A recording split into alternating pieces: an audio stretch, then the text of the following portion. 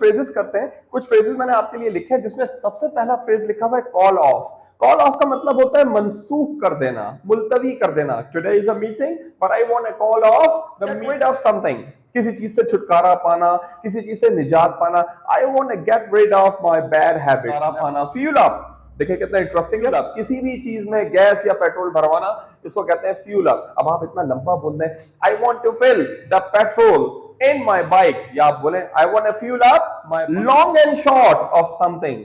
लबोलुबाब, summary, खुलासा, long and short, जिसको हम कहते हैं ऑन द होल भी कहते हैं, मजमूई तौर पे लॉन्ग एंड शॉर्ट कहते हैं ना, कुल मिला के बात ये है। Okay, the long and short of the story is this: to get extremely happy, बहुत ज्यादा खुश हो जाना।